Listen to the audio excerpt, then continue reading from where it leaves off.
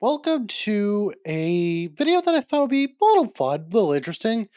I'm going to go through the 29 votes of the Game Awards and the 29 awards, cast my votes, and try to predict which games will actually win each category. I don't know. Thought this would be a fun category. I have not looked at any of the award nominations besides Game of the Year because it's a little hard to avoid Game of the Year. So whatever games are nominated will be a surprise to me. Now, this one, my vote's obvious. It's Helldivers. Like, come on here. Helldivers is the only one of these that deserves it. Helldivers has gone through thick and thin. Like, they've gone through good times, bad times, terrible times, and they've stuck by their community. 14 is also deserving of this. Same with Fortnite. Diablo and Destiny can piss off. Like, both of these are run by developers that seem to hate their player base. Like, Destiny will constantly price gouge you, and Diablo 4 is run by Blizzard.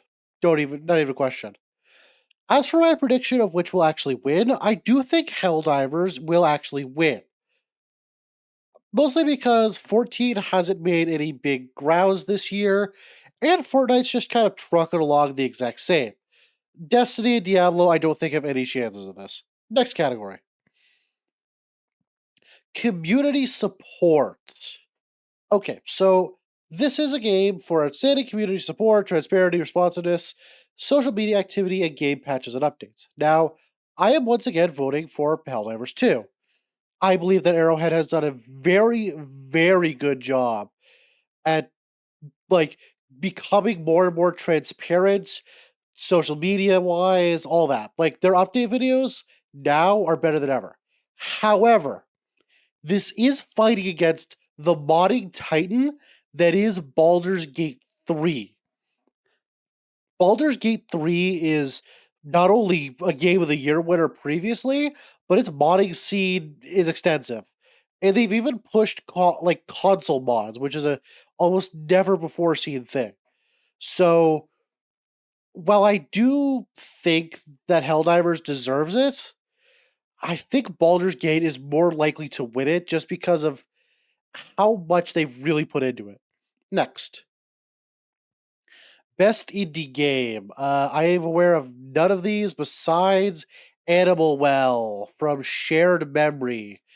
It's a really quality game. I've like barely seen anything from it. And yeah, that's really all I have to say about it. It looks good. It's supported by Big Mode, which is Donkey. Although I have heard a lot more about Balatro, so I do think Balatro's gonna end up winning. But for what it stands for, I do think Animal Well.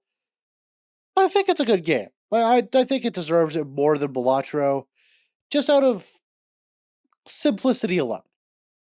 Next, debut indie. Ooh, this is a harder one. So these are once again best indie games by an independent studio. I do think Animal Well is still going to win this, but I do think Balatro is also going to win this because spoilers, Balatro is up for Game of the Year from an indie dev. That's unheard of. And while I'll talk about what I think will win Game of the Year once we come to it, I do think Balatro has this like in the bag. I don't think there's any competition for both this category and this category. Like I think those are just done. Best mobile game, Balatro. Again, like Pokemon TCG Pocket, I think is underdeveloped and just gotcha. This is a gotcha game. This is a gotcha game. This is a gotcha game. None of these deserve it besides Balatro, and I don't think any of them have a chance of winning it besides Balatro. Scratch that. I think Pokemon TCG will win because, okay, something you need to understand about the Game Awards. It's not entirely player's choice. Game journalists have a lot more of a voice here than actual gamers do, which is bullshit, and I'll complain about that all day. Doesn't change the fact that they still want to suck off the AAA devs. So I think Pokemon TCG is going to win it, even though it really doesn't deserve it. Next, VR and AR. I think Metal Hellsinger deserves it more just because Metal Hellsinger is just a more complete experience that's just fits in what it does. Although, again, you're competing with the titan that is Batman Arkham Shadow and a Metro game. I think Batman Arkham Shadow has this, although for me, VR and AR is a dead category. Like, let's be real here. The VR technology is just not there yet. It's coming, but it's not there yet. I do think Metal Hellsinger deserves it, but I think Arkham Shadow is going to win it because it's bigger and more hyped. Best action game. I already know my vote. This is going to be won by Black Myth Wukong. It's not even a fucking question. Like, Black Myth Wukong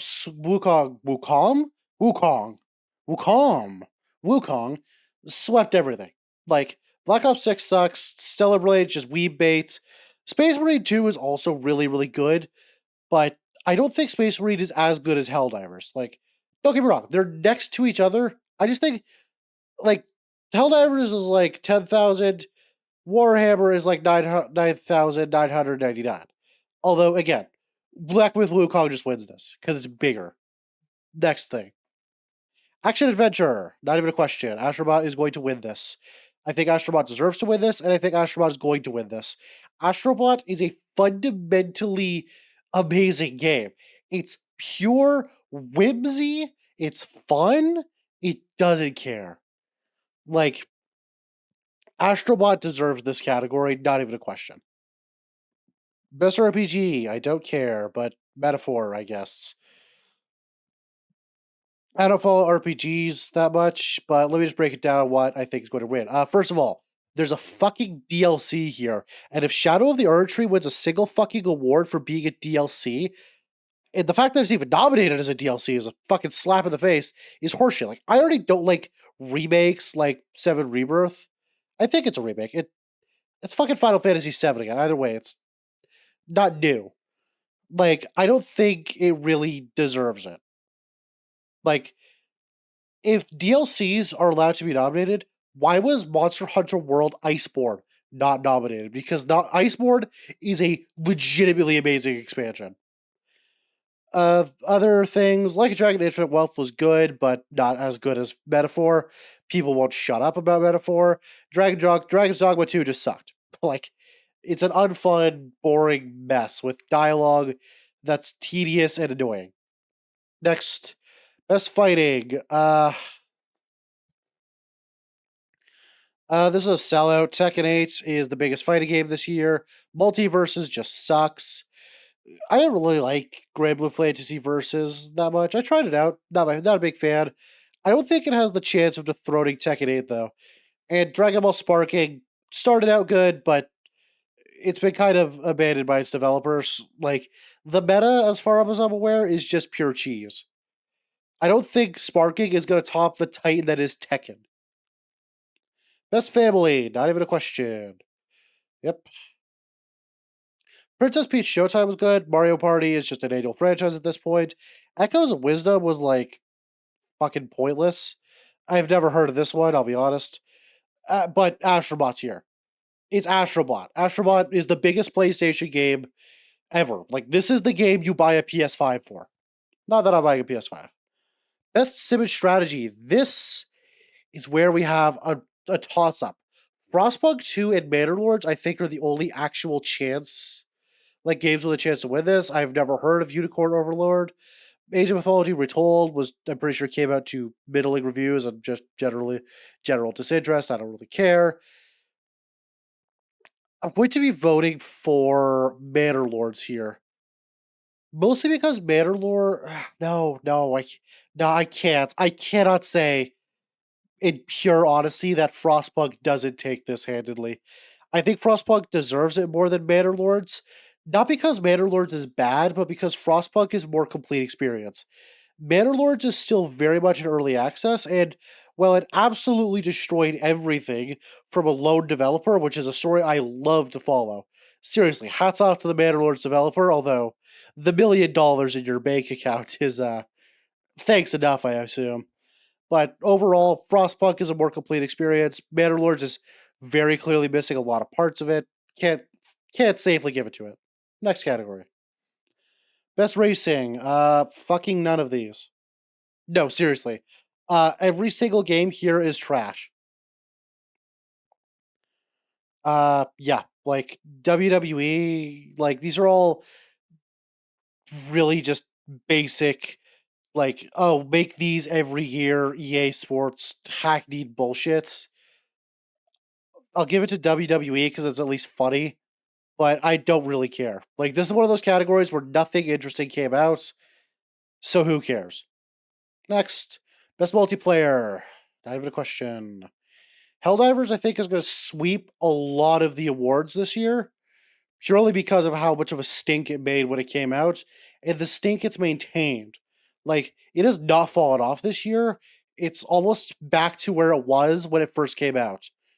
Helldivers broke its own damn servers with how good it is. Space Marine 2, again, probably good. Mario Party, it's not bad, but it's like, it's Mario Party. Black Ops 6 was shit. And I'll admit, I don't think a fighting game deserves to be in the multiplayer category. Not because fighting games are bad multiplayer, but because it's just 1v1s. And I don't think it really captures the true multiplayer experience when you can really just have the same experience completely solo. I don't know. Personal opinion, you're welcome to disagree. Not even a fucking question. Arcane is back, and it's killing everything, and it's going to win again. I have been watching Arcane every day it came out, and Saturday is the finale, and I am so excited. I don't think Fallout can compare. Like a Dragon Yakuza apparently is bad. I don't really care about Legend of Lara Croft or the Knuckles. I haven't even watched the Sonic movie at all. But you cannot compete with the sheer quality that Fortiche has done with with Arcane. Arcane is not getting beat. This is not a category. This is a slaughter. Arcane has this in a bag, and it deserves it. Okay, I'm voting for Monster Hunter Wilds, but GTA 6 is going to win this because it's GTA 6. Like, it's been what, 10 years more since GTA 6 came out?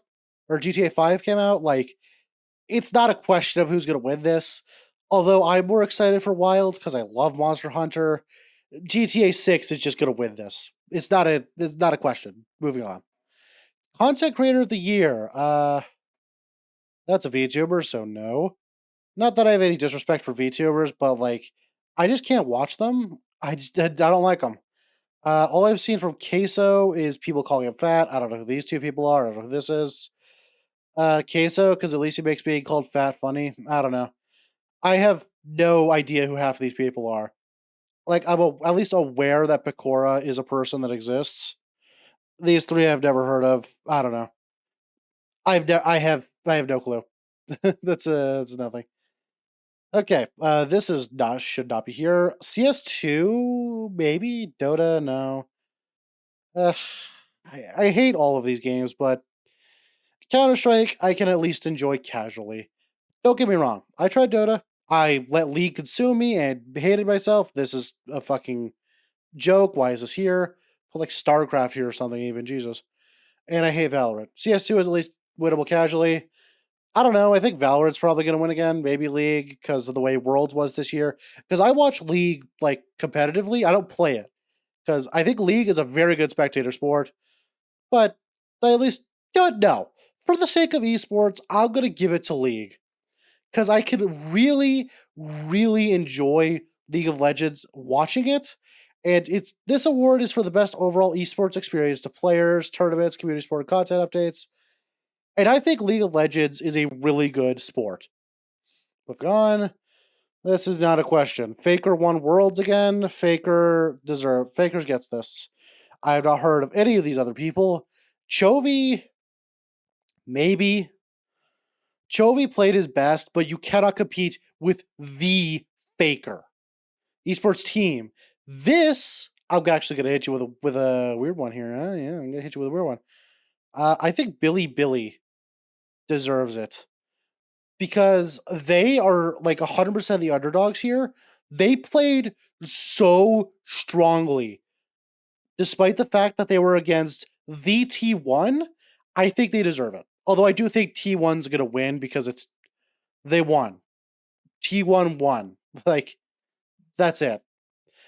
But Bilibili has been a class act all around. Not saying that T1 isn't, but these guys, I loved their underdog story. Player's voice. Fucking who cares?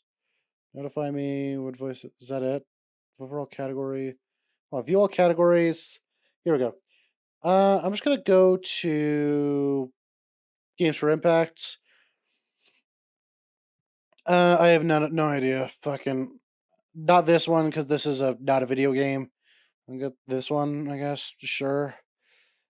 I haven't played any of these. I'll be honest. You know, I'm just not gonna vote. I don't feel comfortable voting for games that I have never played, so I'm not going to. Press ongoing. Games for Impact. Okay, innovation and accessibility. None of these. This game sucks. This game sucks. This game sucks. Wait, I confused Dragon's Dogma with Dragon Age. Okay, Dragon's Dogma, I take back it's sucking this year, but Dragon's Dogma is just not that good. Like, especially like the PC launch was bad, and overall, I don't really like it. I don't think it has a chance to win against, the RPG titan that is Metaphor, because no one will shut up about Metaphor. I don't know. Media for adding features, play to enjoyable audience. I don't know. I'm gonna skip this one because I don't know. I am not someone who needs accessibility features, so I don't feel comfortable like giving a take about which game has the best accessibility. I'm just gonna skip. Best performance. Why do they not have their actual goddamn characters in here? Like, no one remembers the voice actors and remember the characters. So I'm skipping this because I haven't played any of these fucking games, and I just generally don't care. Audio design, though. Astrobot takes this again. The audio in it, like, you have a rapping goddamn tree, and everything about it just screams happy fun. It's a special kind of whimsy that reminds me of Mario Galaxy with all of its amazing sound design and Mario going wahoo and all that. I cannot I cannot say anything bad about Astrobot. Yeah, again, I think Astrobot's going to take this and the audio design one because it's just so good. It's just so good. Like everything in this game is just so polished. Jello Ray's wee bit. But oh god, it's just such a good game. Best art direction. This one I am not giving to fucking Elden Ring out of pure spite. I think Black Myth Wukong has done a very good job, like animating its characters. Don't get me wrong, I fucking hate Souls likes, and Black Myth Wukong is a Souls like, but I can respect Black Myth for its incredible visual design and the way it's animated. Like, it'll blow up your graphics card, but it's a good kind of blow up your graphics card. And I do also think, but this and Astrobot, I do think Black Myth is going to take it purely because of its like translation of the descriptions of stuff from Journey to the West into its like artistic style, whereas Astrobot is just happy, fuzzy, whizzy fun time. I don't know. This is a toss up between these two. Metaphor, I'll be honest, just has a pretty basic anime style. I don't care. Best narrative, not a clue. Like a Dragon's here, actually. This, I think Final Fantasy is going to win it because it's just the fucking narrative of Final Fantasy again. Or Final Fantasy VII again, which was good, if a bit boring. Yeah. I don't know. I really like the story of Infinite Wealth. It's like the Yakuza games, and yes, I'm calling them Yakuza, shut up. They're just fun. Like, playing Yakuza 0, playing Infinite Wealth, it feels like you're playing some dude living his life, and I can get behind that, you know? Best direction. This means fucking anything. And here we have, I'm pretty sure, literally all of the Game of the Year winners. I am voting Balatro because I think it deserves to win this, but best game direction could mean fucking anything. Seriously, outstanding creative vision and innovation, game direction and design. This is just game of the year, but again, what the fuck is the point of this? Anyway. Game of the year. Yep. I fucking called it. It's the exact same games. I am voting for Astrobot. As much as I would love the indie gem of Balatro to win it, I think Astrobot deserves this. And now for complaining. Elden Ring shouldn't fucking be here because it's a DLC. We're allowing DLCs in now? Okay. And Final Fantasy VII is a fucking remake. Why are we allowing remakes and DLCs into our Game Awards? Helldivers should be here. Why is Helldivers not here? Ugh. Just, ugh. As for my prediction, I think Black Myth Wukong is going to win this. Purely because Elden Ring won it, despite the fact that I don't think Elden Ring is a very good game at all. Anyway, that's, yep, that's it. Thanks for watching, and, I don't know. Thought this would be a fun video. Really nothing else, much else to it. Just thought it'd be fun. Okay, bye now. Oh, channel members. Sather Lappin, Labor Obvious, Laltar, thank you. Yes. Okay, now bye.